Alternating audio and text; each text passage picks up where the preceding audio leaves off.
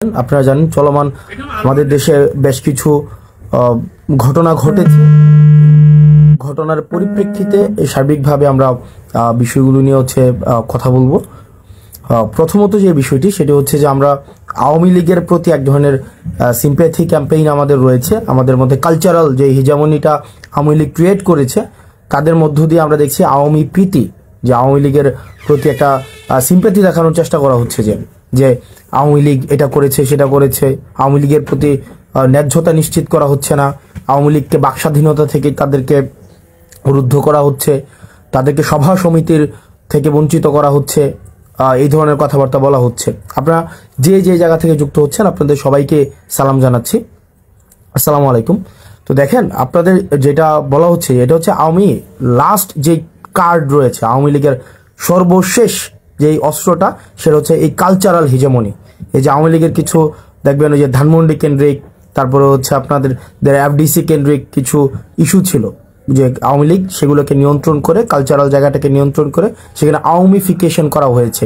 এই আওয়ামীফিকেশন করার পরে আওয়ামী লীগের লাস্ট যে ট্রাম্প কার্ড সেটা হচ্ছে এই কালচারাল হিজামনি দিয়ে চেষ্টা করছে। আপনাদেরকে একটা জায়গায় স্পষ্ট করতে চাই, আওয়ামী লীগ কোনো রাজনৈতিক দল না। আওয়ামী লীগের যেই ইন্টারপ্রিটেশনটা যেটা হয়েছে, আওয়ামী লীগ কোনো রাজনৈতিক দল না। আওয়ামী লীগ হচ্ছে একটা ফেসিবাদী শক্তি। এই ফেসিবাদী শক্তির একটা হচ্ছে ফেসিবাদী সংগঠন রয়েছে।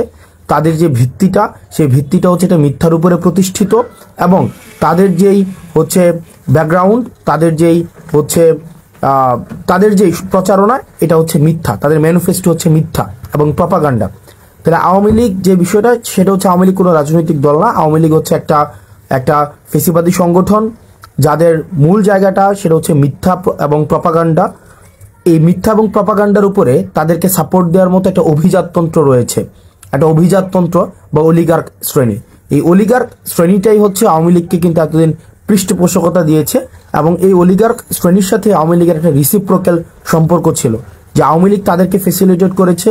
আপনি 10-12টা কোম্পানি, 10-12টা গোষ্ঠী তাদেরকে ফেসিলিটেট করেছে, এবং আওয়ামী লীগকে তারা ফেসিলিটেট করেছে। এবং দিন শেষে যেটা হয়েছে, আওয়ামী লীগ একটা জনবিবর্জিত একটা দলে সেখানে পরিণত হয়েছে। নচেত 5ই আগস্টে যে ঘটনা ঘটেছে, আপনারা দেখেছেন যে আওয়ামী লীগের বলেছে যে এশিয়া মহাদেশের সর্ববৃহৎ সংগঠন, আওয়ামী লীগের সাথে আরো সম্পৃক্ত যে সংগঠনগুলো রয়েছে, তা সত্ত্বেও কিন্তু একটা মানুষকেও রাস্তায় পাওয়া যায়নি যে আওয়ামী লীগকে ডিফেন্ড করার মতো একজনকেও পাওয়া যায়নি। তা আওয়ামী লীগের সাথে বেসিক্যালি যে সম্পর্কটা ছিল সেটা হচ্ছে স্বার্থের সম্পর্ক।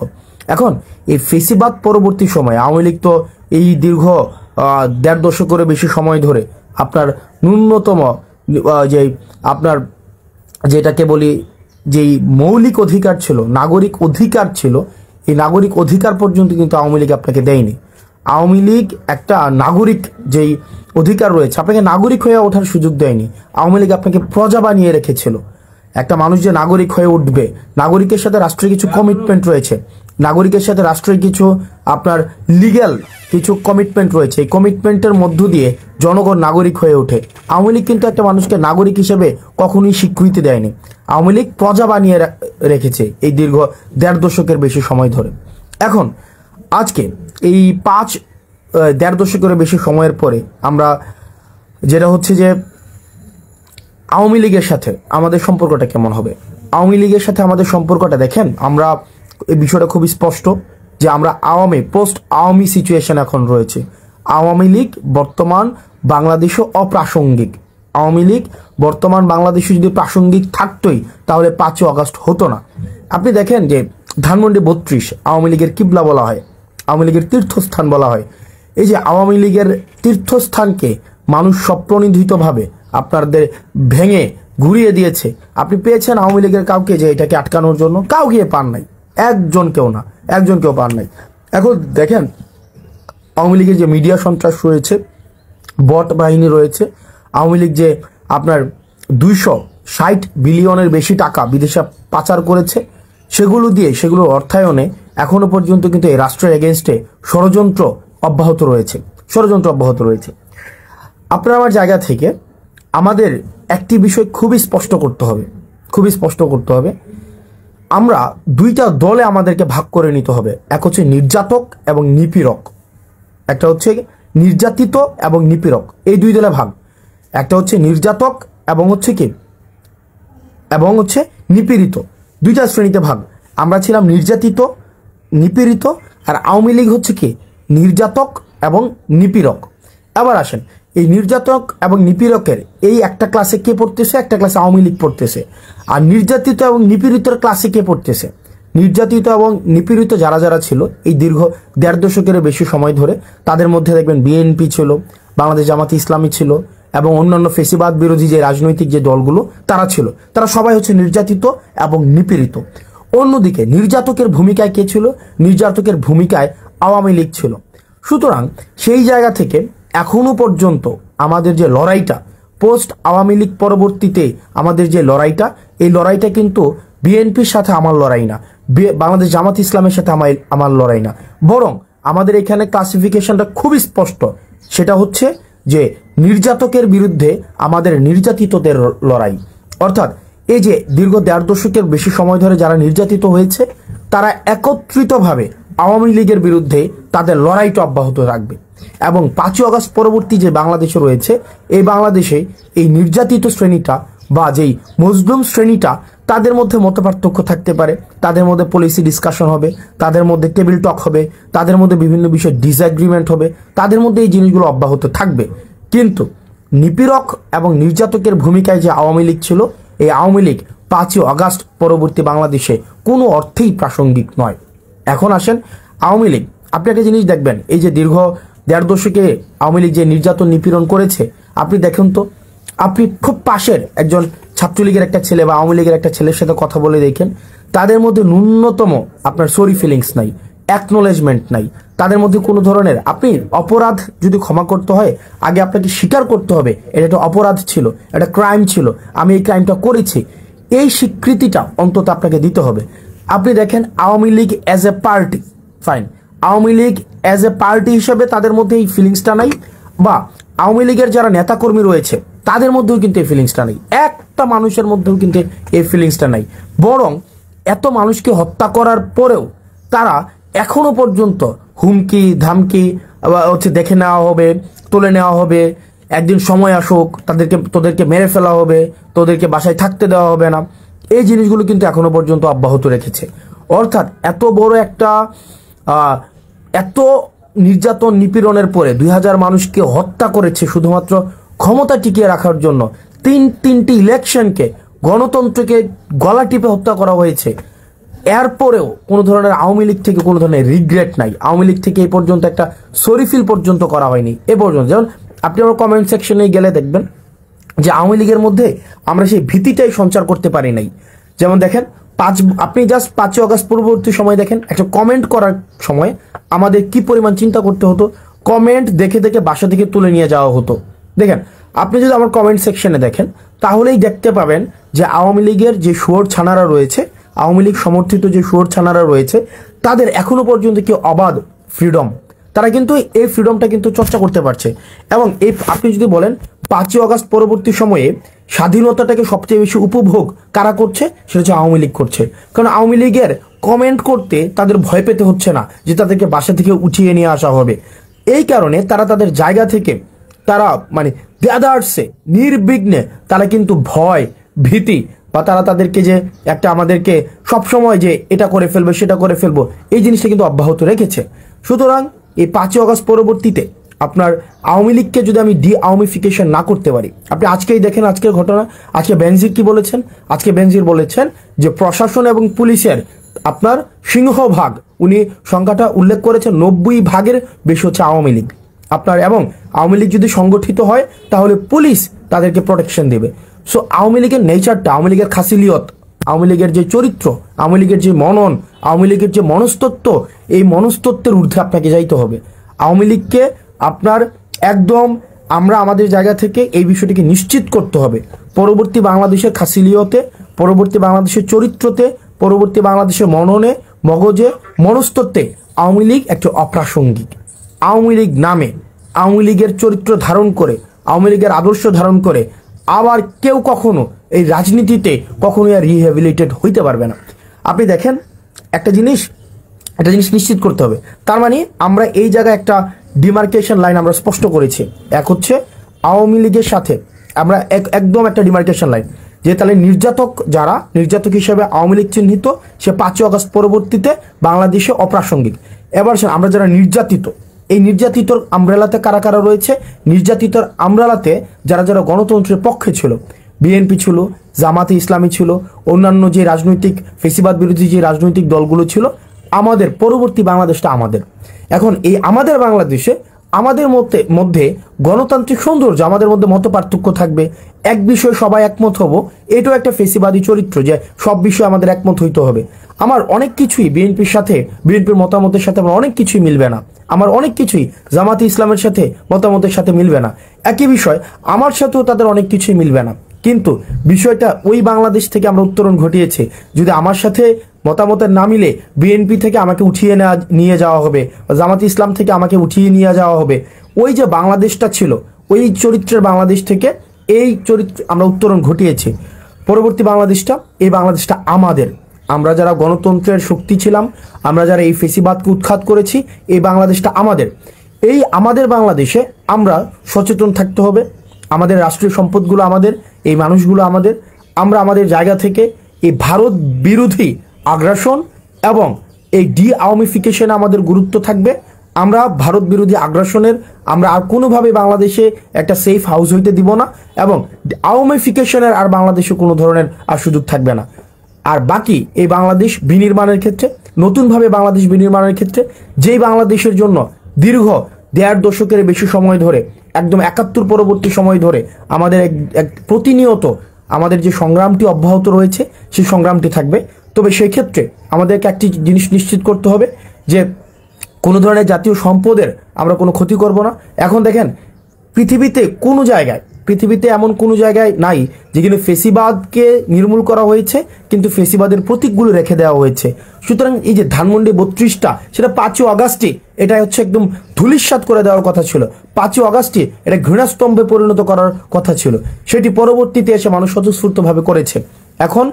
এখন বর্তমানের জায়গায় আমাদের যে দায়িত্বটি হবে, সেটি হচ্ছে আমাদের এই বাংলাদেশটাকে বিনির্মাণ করতে হবে, যেখানে নানা মতের এবং নানা পথের সেখানে মানুষের জায়গা হবে। সেখানে যারা নির্যাতিত ছিল এতদিন, তাদের জায়গা হবে।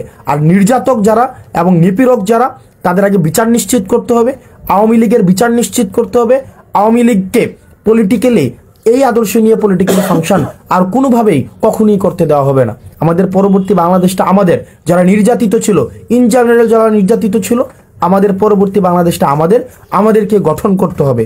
আমাদের মনে রাখতে হবে, এই তরুণদের যেই আমাদের জোশ রয়েছে এবং আমাদের প্রবীণদের যে হোশ রয়েছে, আমাদের তরুণদের জোশ এবং প্রবীণদের হোশ, এই দুইটা সংমিশ্রণে আমাদের পরবর্তী বাংলাদেশ গঠিত হবে। তরুণদের বুদ্ধিদীপ্ত এবং তেজদীপ্ত যে ভূমিকাটি রয়েছে, প্রবীণদের যে বুদ্ধিদীপ্ত ভূমিকাটি রয়েছে, সেটির সংমিশ্রণে পরবর্তী বাংলাদেশ আমাদের বিনির্মাণ হবে। এবং একটি বিষয় নিশ্চিত করতে হবে, আমরা আওয়ামী লীগকে রাজপথে আমাদের প্রতিহত করতে হবে। আওয়ামী লীগ পরবর্তী বাংলাদেশে পলিটিক্যালি ফাংশন করবে না, কখনোই করবে না। তাদেরকে আগে সরিফিল করতে হবে, তাদের বিচারের সম্মুখীন করতে হবে, বিচার প্রক্রিয়ার মধ্য দিয়ে আওয়ামী লীগকে নিষিদ্ধ করতে হবে। এর পরবর্তীতে আওয়ামী লীগের যেই অন্যান্য যে সমর্থক রয়েছে, আওয়ামী লীগের তো একটা সমর্থক একটা অংশ রয়েছে, রিকনসিলিয়েশন প্রক্রিয়ার মধ্য দিয়ে তারা কিভাবে সমাজের মূলধারায় ফিরতে পারে, সেটি আলোচনা সাপেক্ষে নির্ধারিত হবে। সে পর্যন্ত আমাদের একটি বিষয় নিশ্চিত করতে হবে, যেটি বারবার বলছি, এই বাংলাদেশটা আমাদের। এই বাংলাদেশটা আমাদেরকে ধারণ করতে হবে, এই ভূখণ্ডটাকে আমাদেরকে ধারণ করতে হবে। আমরা স্টেট বিল্ডিং করতে পারি নাই, আমরা নেশন বিল্ডিং করতে পারি নাই, অ্যাজ এ স্টেট হয়ে উঠতে পারি নাই, আমরা কমিউনিটি হয়ে উঠতে পারি নাই, বাংলাদেশি হয়ে উঠতে পারি নাই। আমরা হয়ে উঠেছি আওয়ামী লীগ হয়ে, বিএনপি হয়ে, জামাতে ইসলামী হয়ে, হিন্দু হয়ে, মুসলমান হয়ে, কিন্তু অ্যাজ এ কমিউনিটি হয়ে, আমরা একটা সিভিলাইজ সোসাইটি হয়ে, নাগরিক হয়ে আমরা কখনোই বাংলাদেশে উঠতে পারি নাই। আমাদেরকে ইন্টেনশনালি ডিভিসিভ পলিটিক্সের মধ্য দিয়ে আমাদেরকে আশরাফ এবং আতরাফে বিভক্ত করে রাখা হয়েছে। আমাদের এই ভূখণ্ডের আমাদের দখলদারিত্ব নিতে হবে, এই ভূখণ্ডকে আমাদেরকে ধারণ করতে হবে এবং আমাদেরকে নাগরিক হয়ে উঠতে হবে। এই আওয়ামিফিকেশন প্রত্যেকটা পর্যায় থেকে আমাদের চলমান রাখতে হবে। এবং যারা আমরা রয়েছেন এবং পুলিশ প্রশাসনে রয়েছেন, আপনাদেরকে একটা বিষয়ে সতর্ক করতে চাই এবং এর সাথে অনুরোধ করতে চাই। আপনাদের প্রচলিত যে আওয়ামী লীগীয় যে কালচার ছিল, চেষ্টা, তদবির, দুর্নীতি, গুম, খুন, হত্যা, নিপীড়নে, সেখানে আপনাদেরকে স্রেফ একজন হাতিয়ার হিসেবে ব্যবহার করা হয়েছে। এই জিনিসটা বুঝুন। আপনারাও আপনাদের যেই যথাযথ জায়গা যে এন্টাইটি সেটাকে আপনারা বুঝে নেন, জনগণের দখলদারিত্ব আপনারা বুঝে নেন, আপনারা রাষ্ট্র জনগণের কাছে অ্যাকাউন্টেবল, এই জিনিসটাকে আপনারা ওন করেন। আপনারা মানুষকে সার্ভ করতে আসছেন, আপনারা committed two people, not committed two political party, এই জিনিসটাকে ওন করুন। আদারওয়াইজ ধানমন্ডি 32-এ যেটা হয়েছে, জনগণ, এই জনগণ এবং নাগরিক সবচেয়ে শক্তিশালী। রাষ্ট্রের কোনো এজেন্সি, ডিজিএফআই বলেন, আর্মি বলেন, সেনাবাহিনী বলেন, হাসিনা বলেন, গণভবন বলেন, জনগণ থেকে বেশি শক্তিশালী হয়ে কেউ উঠতে পারবে না। জনগণ, জনরোষ থেকে কেউ বাঁচতে পারবে না। সুতরাং এই যে আপনারা আমলা রয়েছেন, আপনারা যদি মনে করে থাকেন আপনাদের যারা এই যে ফেসিবাদী হাসিনা আবার আপনাদেরকে রিহেবিলিটেট করবে, এটা ইম্পসিবল। বরং আপনারা জনগণ যেটা চাচ্ছে, যেভাবে জনগণ ফেসিলিটেট হতে যাচ্ছে, পরবর্তী বাংলাদেশ বিনির্মাণে আপনারা সহযোগী ভূমিকা পালন করুন।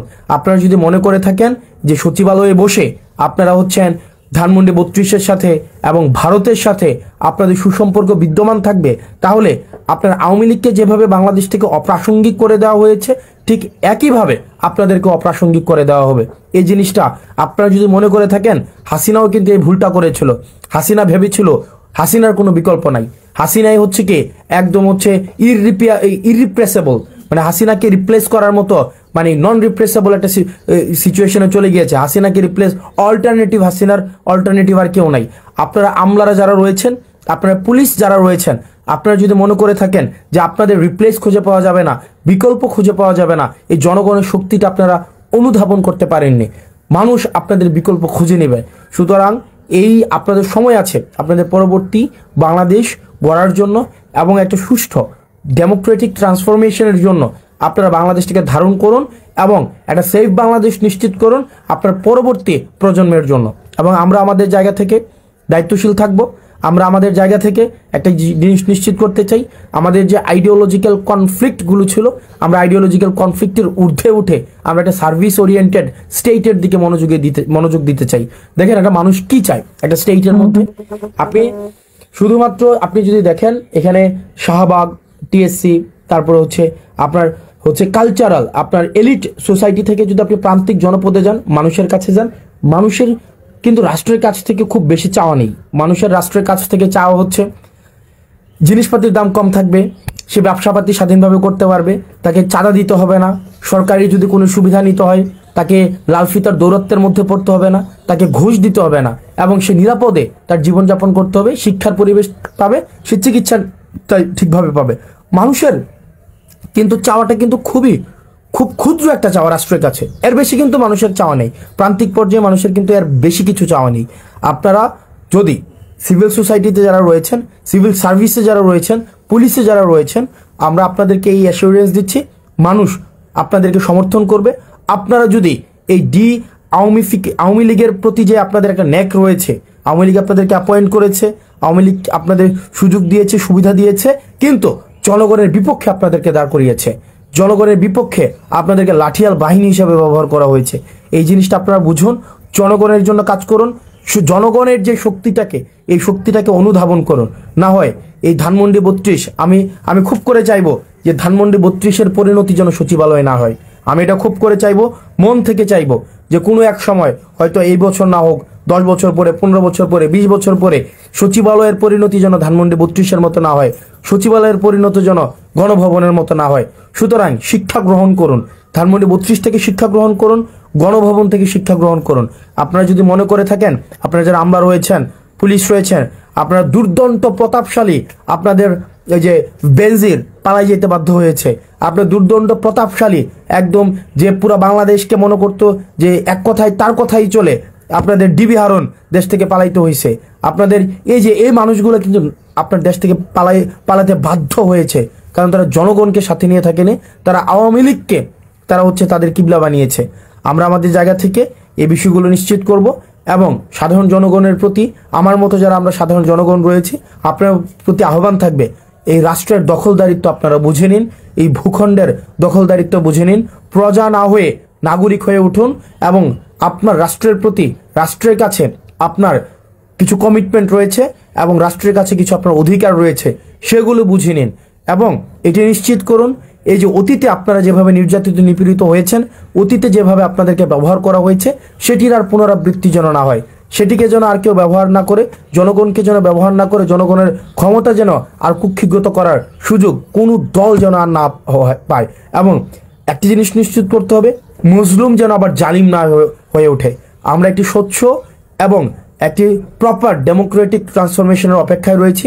আমরা খুব শীঘ্রই আমরা বিশ্বাস করি, আমরা যে ডেমোক্রেটিক ট্রান্সফরমেশনের জন্য দীর্ঘদিন ধরে কাজ করে যাচ্ছি, আমাদের যে স্বপ্ন, আমাদের হচ্ছে এই ফেসিবাদ বিরোধী রাজনৈতিক দলগুলো একটি দীর্ঘ সময়ের লড়াইয়ে রয়েছে।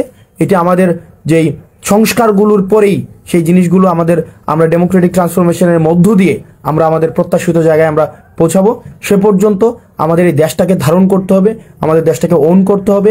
এবং আপনার এই আওয়ামী লীগের প্রতি এই ক্ষোভকে পুঁজি বানিয়ে কেউ যেন এটাকে ব্যক্তিগত জায়গায় সম্পদ লুণ্ঠন, জায়গা দখল, ভূমি দখল এই জায়গায় যেন নিতে না পারে, এই জায়গাটি নিশ্চিত করবেন।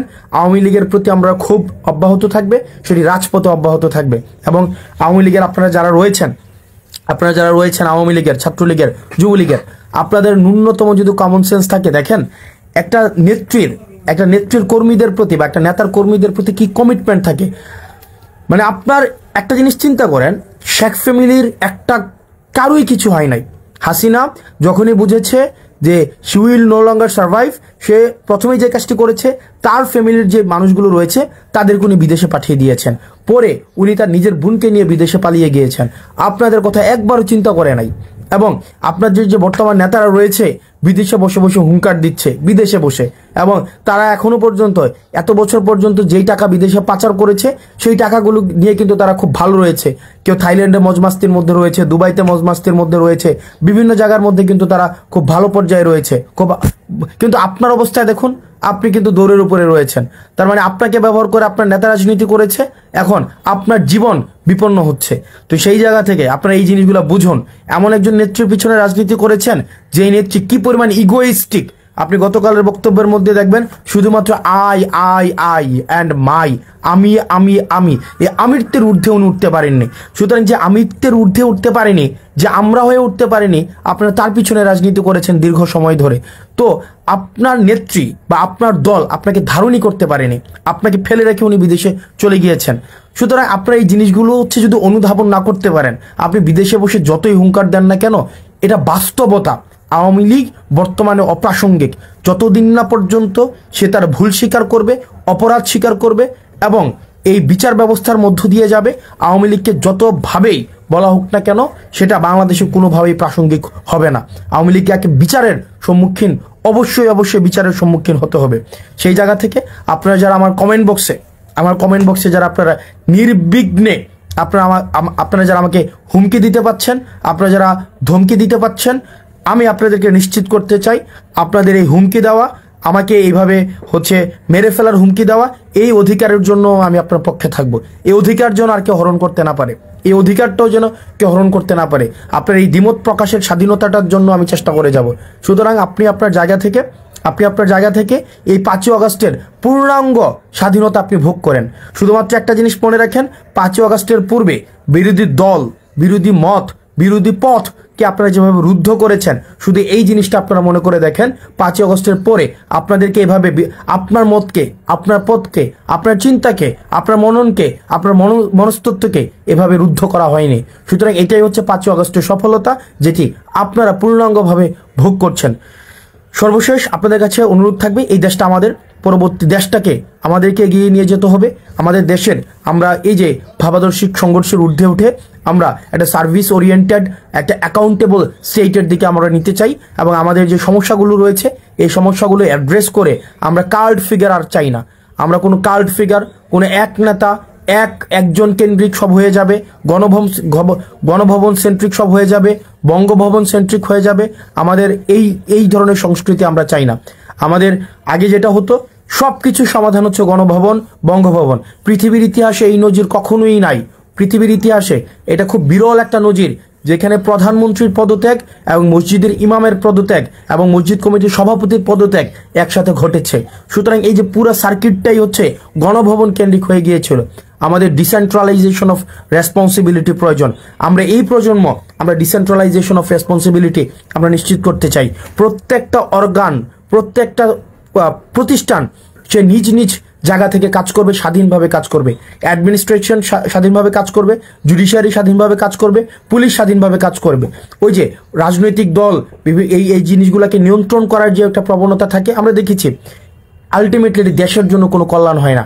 এটা থেকে হয়তো একটা দল ফেসিলিটেড হবে, এটা থেকে হয়তো দল উপকৃত হবে, কিন্তু দিন শেষে আমাদের কখনোই দেশ উপকৃত হবে না। আমরা আওয়ামী লীগ থেকে শিক্ষা গ্রহণ করতে হবে। দিন শেষে আওয়ামী লীগ কি পেয়েছে? মানুষের ঘৃণা ছাড়া। আপনি দেখেন, একটা হয়তো 15 বছরের আপনার একটা ভোগবিলাসী জীবন ছিল, 15 বছর আপনি হয়তো বিপুল পরিমাণ অর্থ কামাইতে পারছেন। এখন দেখেন আপনি ফ্যামিলির সাথে আপনার মানে একসাথে বসে আপনার খাবার খাওয়ার পর্যন্ত আপনার ফুসরত নেই। তো এই যে এত অর্থ ইনকাম করা হয়েছে, এত অর্থ জমা করা হয়েছে, দিন শেষে এটা তো কিছুই লাভ হয় নাই। এর বিনিময়ে আপনারা পেয়েছেন মানুষের ঘৃণা। এই তরুণ প্রজন্ম আমরা যারা রয়েছি, আমরা এই বিষয়গুলো থেকে আমরা শিক্ষা গ্রহণ করেছি। দিন শেষে যতদিন পর্যন্ত জনমুখী থাকা যাবে, যতদিন পর্যন্ত সার্ভিস ওরিয়েন্টেড থাকা যাবে, রাষ্ট্রের প্রতি যতদিন পর্যন্ত অ্যাকাউন্টেবল থাকা যাবে, ততদিন পর্যন্তই মানুষ আপনার পক্ষে থাকবে, মানুষ আপনাকে শ্রদ্ধা করবে। আপনার 1000 কোটি টাকা এবং মানুষের ঘৃণা, আর আপনার কোনো টাকাই নাই কিন্তু মানুষের শ্রদ্ধাবোধ আপনার প্রতি রয়েছে, আমি দ্বিতীয়টি আমি বেছে নেব।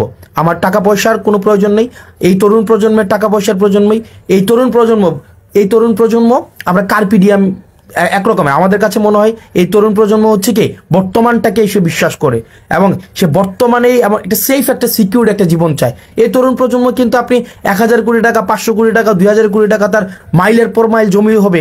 এই তরুণ প্রজন্ম আমার কাছে, আমি ব্যক্তিগতভাবে যেটা দেখেছি, আমি আমার সার্কেলে, সোসাইটিতে, আমি আমার আশেপাশে যেটা দেখেছি, তাদের ওই ধরনের কোনো ঝোঁকই নাই। এই তরুণ প্রজন্মের যে ঝোঁক, সেই দিনটাকে খুব সুন্দরভাবে সে কাটাবে, সেই দিনের তার ফ্যামিলির সাথে কাটাবে, সেটা নিরাপত্তা চায় এবং সে একটু তার জায়গা থেকে তার ইনকাম অনুযায়ী সে একটু লাক্সারি চায়। এর বেশি কিচ্ছু না। এই যে আওয়ামী লীগ যে পরিমাণ 260 বিলিয়ন, মানে 260 বিলিয়ন, আপনি প্রত্যেক বছর আপনি চিন্তা করেন, আমাদের মতো একটা দেশ থেকে 260 বিলিয়ন মানি সাইফোনিং হয়েছে, বিদেশি টাকা পাচার হয়েছে, চিন্তা করেন। তো আমরা এই জায়গার ঊর্ধ্বে উঠতে চাই। এই দেশটা আমাদের এই 5ই আগস্ট পরবর্তীতে এই দেশটাকে আমাদের ধারণ করতে হবে, এই দেশটাকে আমরা গঠন করতে হবে এবং এই দেশটাকে আমরা ভাবাদর্শিক সংঘর্ষের ঊর্ধ্বে গিয়ে আমরা একটা সার্ভিস ওরিয়েন্টেড স্টেটের দিকে আমরা নিয়ে যেতে চাই। সার্ভিস ওরিয়েন্টেড স্টেট, যেখানে দ্বিমত প্রকাশের স্বাধীনতা থাকবে। কাদের? আমি কিন্তু শুরুতেই বলেছি, এই নির্যাতিতদের আমি শুরুতেই 2 ভাগ করেছি। এক হচ্ছে 5ই আগস্ট পরবর্তীতে আমাদের 2টা ভাগ ছিল। এক হচ্ছে নিপীড়কের ভূমিকায় ছিল আওয়ামী লীগ এবং নির্যাতিতদের আমরা যারা সাফার করেছি, আমরা যারা এই নির্যাতিত যারা হয়েছি, তারা একটা লাইন। তাহলে 2 ভাগে বিভক্ত। একটা হচ্ছে নির্যাতক হিসাবে আওয়ামী লীগ, সে এই পরবর্তী 5ই আগস্ট বাংলাদেশে অপ্রাসঙ্গিক। আর নির্যাতিত যারা রয়েছে, এখানে প্রত্যেকটি ফেসিবাদ বিরোধী যে রাজনৈতিক দলগুলো রয়েছে, আমরা এই ফেসিবাদ বিরোধী প্রত্যেকটি রাজনৈতিক দলের নিজস্ব মতভেদ থাকলেও, মতামতের পার্থক্য থাকলেও, আমাদের পলিসি ডিসকাশনের মধ্য দিয়ে, রাজনৈতিক ইভেন্টের মধ্য দিয়ে আমরা সেগুলোকে সমাধান করব এবং পরবর্তী বাংলাদেশটাকে আমরা ধারণ করতে হবে, আমরা গড়ে তুলতে হবে। আপনারা ভালো থাকুন, সুস্থ থাকুন।